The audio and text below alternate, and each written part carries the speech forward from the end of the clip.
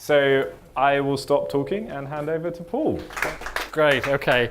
My name is Paul. I'm founder and CEO of a company called Geckoboard. We're based here in London. There are about 40 of us, been running for 7 years now. Today I'm going to talk about pricing, but this is such a big nebulous area, but it's more really our journey with pricing. I think any of you who've kind of looked into this at any point during your journey will know that this is a big complicated subject, and you can get a whole bunch of great advice. So there's books, there's lots of YouTube videos, great blog articles. What we got, you can start, you've got high-level strategies all the way down to like pricing page optimization. If you're thinking about changing your pricing or looking into pricing at all, it's really important to listen to the experts.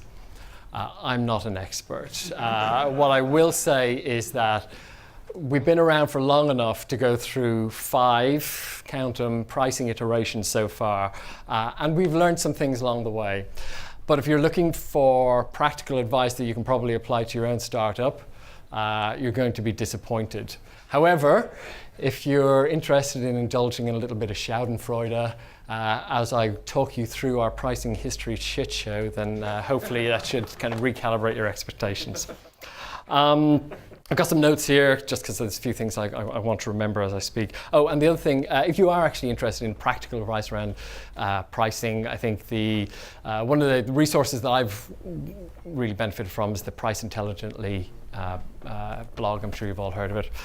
They also ran some seminars here in London.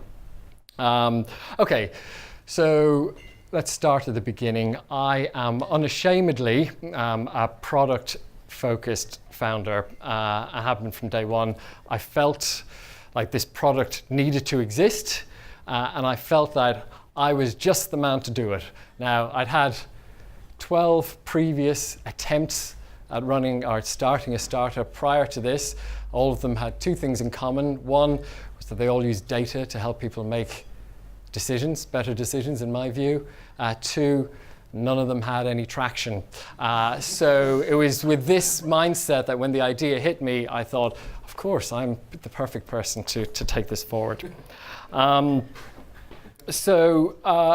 really concentrated hard in the early days. I'm sure if you're product people, you've done the same. I'm thinking about the product, speaking to customers, really trying to solicit that feedback, really trying to build up a good understanding of the problem domain that you're trying to face. I knew that things around pricing and scaling and the business side of things would have to come, but I just put them on the long finger because it was too much fun looking at the product stuff. But hang on a minute, I think you are now maybe 2 or 3 minutes into a talk by the CEO, a founder of a SaaS company, and they haven't done a shill for their product. So marvel as I managed to shoehorn in a product pitch into our talk about pricing. So Geckoboard, essentially, for those of you who don't know, it allows you to create a metrics dashboard that you put up on a big TV and distribute around your office. Allows everyone it makes it really easy to make a dashboard of your most important metrics so that everyone can see your progress against your key things. It's used by a whole bunch of companies that you haven't heard of and a handful of companies that you probably have heard of. We are 40 people, as I mentioned. We're mostly based here in London, but we're also based around the world. We've been going for 7 years. End pitch. But the important thing to kind of realize about when you kind of come to build a dashboard or to become a customer of Geckoboard, there are 2 sides of it. There's 2 distinct phases. There's the build phase where you're assembling the metrics from different places and plugging it into dashboard and arranging how your dashboard might look. And then there's the broadcast phase where you put it up on big screens in your office and you disseminate out the data. And when it came to pricing, we weren't really sure about where do we want to capture that value? Is it in the build phase, where it's relatively few number of people actually interact with the product in that way, or is it in the broadcast phase, where if you had a dashboard up in your office, it could be viewed by 2 people, it could be viewed by 20, it could even be viewed by 200 people. So that's the and still is the nub of the problem when it comes to pricing for us, for Geckoboard. It's not going to be your problem, it's our problem. That's pretty much our biggest challenge. So what did we do to try and kind of work through this? Well, we were bootstrapped to begin with, and then raised a very small amount of kind of seed investment, about £110,000, just to allow us to get this thing to a point where we could start paying customers. We raised some money later on. But in this phase, it was really important that we tried to get the pricing right early, right? For two reasons. One, we wanted to validate that this was indeed a product that people would be willing to pay for. And the second was to try and understand, right, what are the parameters of pricing around this? What are people going to react to? What are they not? So we spoke to people who were beta users. We spoke to people who are on the wait list. We did I don't know if anyone's heard of the Van Westentorp's price sensitivity survey. We sent those out. We did customer interviews, spoke to investors, advisors, operators at other companies. And this is a really great way of confusing the fuck out of yourself, because no two answers were the same. And as a result, I ended up, I pretty much on the eve of having to make this decision, walking round in circles around the block of houses that I live in, trying to kind of work out which way could we possibly, which way could we possibly price this thing. So I did what any sane-minded person would do in a situation like that, is I wept maniacally on my desk, and then I decided to go for the option that seemed best for us at that moment in time. Picked something and went with it. So what did we go with? Let's have a look. Is this time to reveal the first iteration of our pricing? It is. Right, so we decided to capture value at the broadcast phase. Okay, so the build phase, broadcast phase. So this is back in 2011. Web design like this was all the rage, don't judge us. We were on the bleeding edge. And so I have to explain this to you. And this is like, that's the first sign of a shitty pricing policy, is if you haven't to explain it to people in verbose terms. So we charged pretty much like the primary axis, the number of devices that you wanted to show a dashboard on in a given month. So if you had a dashboard over here and a dashboard over there, and they've both been driven by two machines, you would have to pay us 2 times $9, $18. If you wanted to show it in 10 different places, you would have to pay us $90, okay, on the basic plan. The second axis was the refresh rate, how quickly the widgets, the metrics would update from there. And that was, you know, there you can see like turbo and rocket. So on the morning of February 3rd, 2011, I announced our pricing to our user base, of which we had several thousand. People often, and it's a cliche, it's a trope, but it's well worn, but people talk about running a startup being like a roller coaster. At 8 o'clock in the morning, the pre-arranged TechCrunch blog went out. This is when TechCrunch meant something. And this is, so, you know, I was on cloud nine. I couldn't, like, this is the best feeling in the world. Sat in our kind of spare room at home, thinking, fantastic. Right, and then the feedback started coming in from our customers about the pricing. Let's have a look. I just deleted my account because of the price. Nonsensical, ridiculous, absurd. I stopped using your product, which I loved, for that reason alone. And this was like, this was the bottom of the roller coaster. Like, I genuinely felt viscerally sick. I felt like, what have I done? I've been speaking to all of these people. I tried to do my best to make a sustainable business model and keep all of these people who had shown so much faith in what we'd done happy, and nobody was happy. So, and like, there was feedback springing from every possible avenue, like Twitter, email, like trusted friends, people who had used the product right from day one, who I'd actually formed friendship relationships with because I was speaking to them so often. You know, the whole shoot march. I don't know if you remember, there was a product called Forest with 2 or 3 hours, something like that. It was like one of those things back in the day. But somebody put up on there, this is like before lunchtime on the same day, a thread that had like 20 replies saying, I'm so pissed off with Geckoboard, I'm going to make an open source version. Yeah, I'm going to help you out. Yeah, those fuckers are idiots. Like this like diatribe. This wasn't a great confidence booster. But like in all of that was some really good feedback. It was too restrictive, and it smacked of DRM, right? So this is people feeling like that they've been restricted on where they can consume this stuff. So by midday, it was very clear that we needed to change. By that afternoon, I put a blog post out apologizing and soliciting feedback.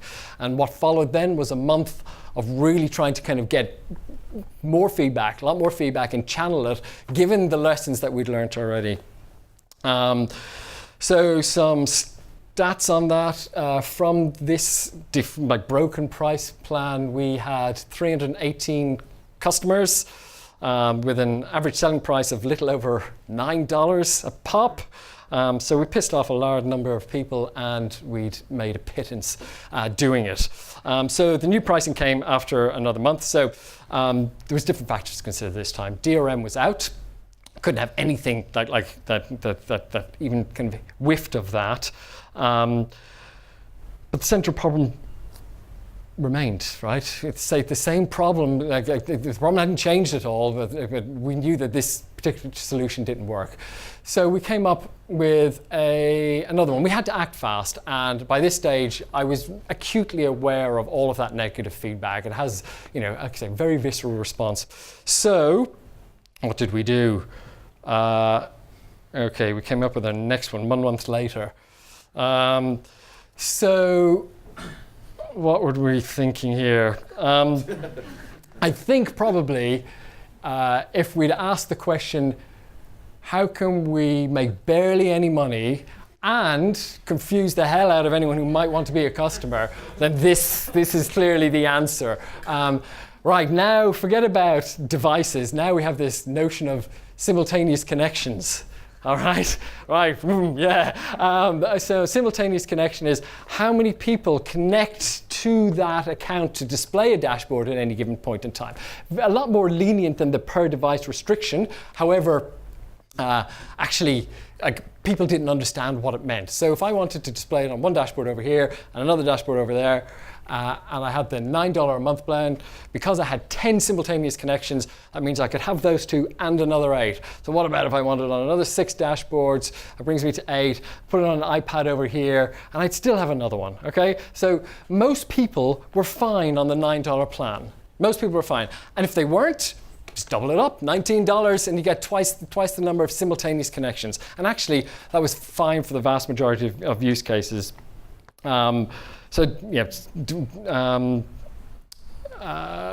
again, I would say this is again the very definition of broken pricing.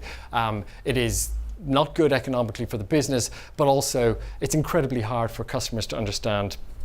That was a month after we first launched. How did we get to this? Again, confusion and desperation and not wanting to piss off all of these people and want to make a great first impression. Listening to feedback from places like Hacker News. I mean, it's a great forum, particularly maybe back in the day. But they're a lot of the people who hang out there are incredibly price sensitive. They prefer to build instead of buy. But it turns out that building reliable, sustainable, stable dashboards is actually fairly tricky, and it costs a lot of money. So we gave away the farm, but actually at this point in time, we needed to concentrate on other things. This wasn't the only thing happening in our business. We needed to push forward in other ways.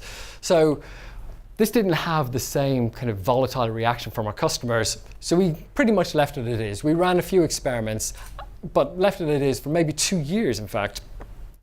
So some of the experiments that might be worth conveying because it could be useful for you. We experimented with a free tier, so that people could come in, they could use it for free, and guess what happened there? Lots of people used it for free, but they were pathological customers who wanted the world handed to them on a silver platter and without paying for it. So the volume of signups increased, conversion rate plummeted, right? So we couldn't support all of those people. It was completely unsustainable. We wanted to try it anyway. The second thing we tried was, what about if we asked for a credit card upfront before you start using the free tier, before your 30-day free trial? So you've got two types of free trial, I guess. You've got the ones where there's no credit card required, and you've got one where you put in your credit card, but you still have a month for free. Get to the end of that month, that's when we charge you. Bear with me a second, let's get some water. So what happened there? Yeah, we definitely increased the conversion rate. It went up to ludicrously high. I mean, it was like mid 40% of people converted to paying customers at the end of that trial. I mean, give me a SaaS company that would want that. If you've got anything even approaching that, you're a very happy SaaS company. However, 1 month churn was off the charts because people just forgot that they put the credit card in, which is why they converted. So actually we got a greater number of happier customers by saying it's a free trial without any credit cards. Put your credit card in if you want to continue using at the end of the trial. The most interesting part of this, and we did this early on, was we actually dropped the cheapest plan altogether. We dropped the $9 plan. And we just had, they were still named medium, large, and extra large. I suppose like McDonald's way, you don't get a small, do you? But it was the same price, same everything. It's just that was gone. Interesting thing happened there. Conversion rate stayed exactly the same. Sign up volume was exactly the same. We had the same cohort to cohort. We had the same volume of customers at the end of coming through each month, new customers coming through each month. They were just paying us twice as much. So that was definitely useful. But again, as I say, this was far from perfect, but we knew we had to concentrate on other things. So from this, in terms of stats, in this plan, we had, in this kind of generation of plan, we had 1,928 customers. With an ASP of little over $15. So the ARPA, are we all familiar with, okay, ASP is average selling price, how much you get them in on the first month for. ARPA is average revenue per account. So this takes account of how they might expand as they go on their journey with you. So ASP is what they start paying you, and then ARPA is what is the average amount everyone across your business is paying you well, we did it on a cohort basis. ARPA for this cohort is marginally above $15. So $15 was the ASP, ARPA was marginally above that. What did that show us? Well, it showed us two things. First of all, we were pricing way too aggressively, way too cheap. Second of all, there was no expansion happening. People weren't coming in, landing on the M plan, and then deciding to move up, right? There was no incentive for them to do that. That's why the numbers showed it all. So after 2 years, we summoned the energy to revisit it again. And these are kind of big changes, big discussions, whatever else. They're not they're not easy things to do. We decided to go at it with a little bit more thought and consideration. Of course, we'd learned 2 years worth of stuff by that point anyway. One of the things that we were really keen to introduce at this point was expansion, right? As a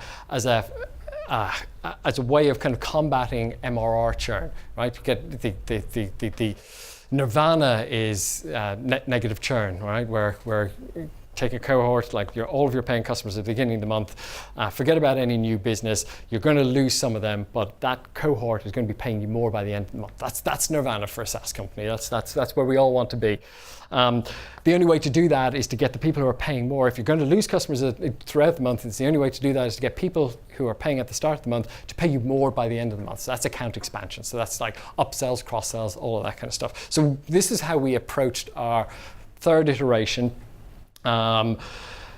We still saw the value in the broadcast side as opposed to the build side, but we didn't want to limit how it was consumed. So simultaneous connections was poor anyway. At this time, we were also getting a lot of requests for people who are setting it up to be able to invite other team members to come and give them a hand to set things up and to be able to collaborate with other team members. At this point in time, we had one user per account, right? It was a one-to-one relationship. And the other thing that we were looking at from a data perspective was the number of dashboards that people had. So it's not mentioned here, but each of these plans, all of them, had a limit of like 8 dashboards. You could create 8 dashboards. Now, if somebody came along to us and said they needed more, we kind of worked it out. But it was like, as far as somebody landing on this pricing page was concerned, they had 8 dashboards. When you looked at the distribution of the number of dashboards per account, we saw 2 peaks. One was around 4 dashboards, and the other was like a big one around 8 dashboards, which gave us like some indication that maybe people want more dashboards, and maybe this is something that we can exploit in our pricing.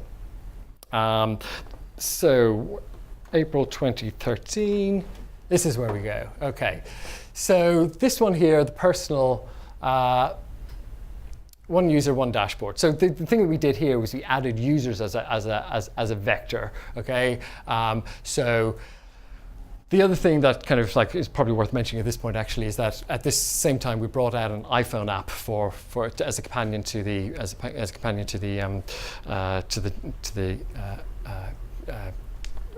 TV dashboard.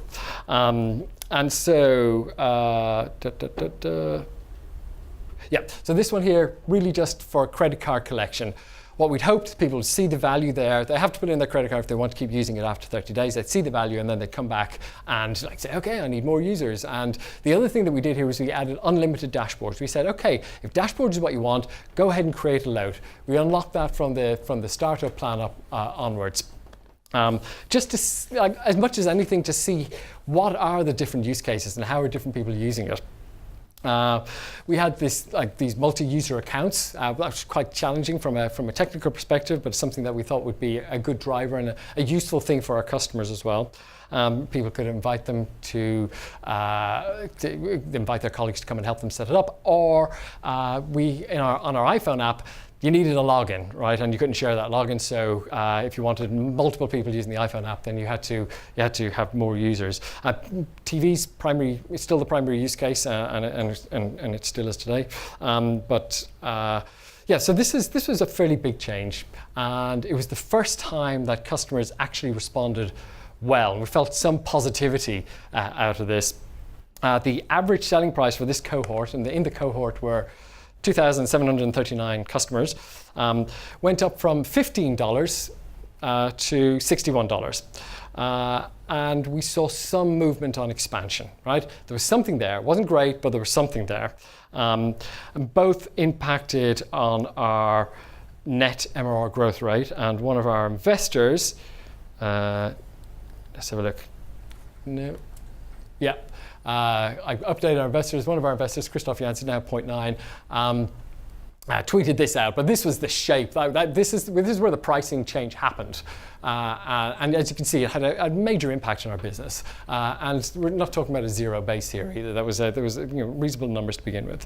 But this worked for a while. But then we started to notice some strange behavior, and in particular, lots of companies exploiting those free dashboards, the unlimited dashboards.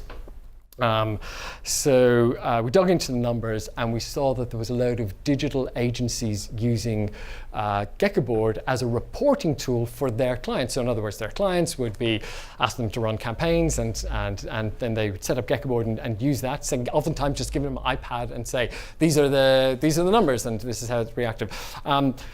We have known for a long time that Geckoboard is not a good use case for that reporting scenario. We know that. And not only were we attracting like agencies who are not a good fit, there are a whole slew of tools out there that agencies use for this kind of thing that are much better than Geckoboard at reporting. So we only had the cheapskate agencies. Again, a whole swathe of pathologicals. The other thing so again, that wasn't ideal. The other thing to look at, huge gulf between the startup at like $53, and company plan here at over $300, and more than 6 times the price. That's a big cliff to ask anyone to go to climb up. And a lot of people are just simply reluctant to do that, to get some more users and some other bits and pieces. And yeah, as I said, we had some expansion, but not good enough to really impact net MRR churn. So we wanted to capture how users were using the product. So again, about a year after that, we summoned the energy and did it again. There we go. No, where am I looking? There we go. So it's solo, team, multi-team, the shittest name ever for any pricing plan. I have that one for free. However, this was like hours of deliberation, and that was the best we could come up with. It was like torturous. So anyway, that's what we had, and then the company plan. A couple of things to notice here. Firstly, now as a company that designs or makes it easy for you to kind of create dashboards or whatever, this is the first time that our primary pricing axis is number of dashboards. The incredulity. When I look at this now and I think about it, you must be thinking to yourself, well, why the fuck didn't they try doing this before? This seems such an obvious thing. There were so many arguments against it, and when you're in the fog of war, it's very, very difficult to have these sort of rational conversations. Anyway, we tried it out, and the other thing to notice is it's a much smoother gradient up. Okay, so you can kind of really start to kind of that's only double that, that's less than double that, that's kind of not so far away from double that. You haven't got these massive big cliffs that people have to jump in order to move around. Average selling price here went up by about 50% again, so to about $90. But the main thing that we're hoping to impact with this was the expansion, and expansion just, again, wasn't happening. So what did we do? Well, that brings us to June of last year, where we released our latest iteration on pricing. This is going to be the last one. I'm sure you're all very happy to, I'm very happy to be able to say so far. I am, however, really happy with how we approached this change. Over the last few years and the few years preceding this change, we really committed in to the jobs to be done framework, and I'm sure you've all heard about it if you haven't. Please look it up. It's very useful for us to be able to categorize how people are genuinely using the product, which of those use cases can we support, or do we feel we can support in an earnest way. And with that in mind, what is the life cycle that a company will take when they're using this product, right? And how can we design pricing that slot into the various stages of how they're using this product? So this is all pretty much now kind of table stakes when it comes to it, but it didn't feel like it for us. So it helped us to focus on a set of customers that were really driving a lot of value from the pricing. So we moved over to this. So we have the thing here is, again, mainly on dashboards. And the thing with this one is that you can incrementally add more dashboards or users on both this plan and this plan, so that you can pay for what you use. You're not paying for stuff that you're not. We thought about this, how customers use it. And one of the things that we noticed, right, we have small teams, right, and that could be a startup that is just starting, or a large organization that has a small unit in that organization that use it, in which case, starter is perfect for them. They don't get any kind of frills with it, they don't customize it, whatever else. At some point, companies want to be able to roll it out a little bit more, whether it's in the team or a department or whatever else, in which case they want some branding stuff, so we've got custom themes here. They want to be able to support unlimited users, add some more dashboards and whatnot. And then there's another category of customers that's if you were to look at one customer could go through each of these phases, but any customer at any point in time will be in one of those. And that is someone where the job is to be able to disseminate metrics throughout the whole organization. And for them, we wanted to just make it as easy a decision as possible to say, you know what, let's just go for this one. It's going to be perfect. This, we're only a year into it. We're a year into it. In the first 3 or 4 months, we got some very positive indicators, and we've made some tweaks and changes to it since. The time to 1,000 customers on this pricing plan was was twice as fast as any of our previous plans. So the time to get to 1,000 customers on one of these plans, new customers on one of these plans, was really fast. Same with the time to 100,000 US in MRR for this plan was roughly half the time of any of the other previous plans as well. So we know it's working. Similarly, expansion is up 60% on any of the previous ones. So we know that that's beginning to show some signs. Not that it's perfect, but it's beginning to show some signs of working. So that was like at least some positive. Look, at pricing is exceptionally difficult. You're not going to learn anything. You haven't learned anything from me today that is directly attributable to your business, but hopefully you'll be able to at least sense some of the decision making, bad and good, how we approach it and whatever else, and maybe you can apply that to your own lives. That's all I wanted to say. I hope, if nothing else, it's provided you with a little bit of entertainment and feel a little bit better about your own pricing challenges. But thank you for taking the time to listen.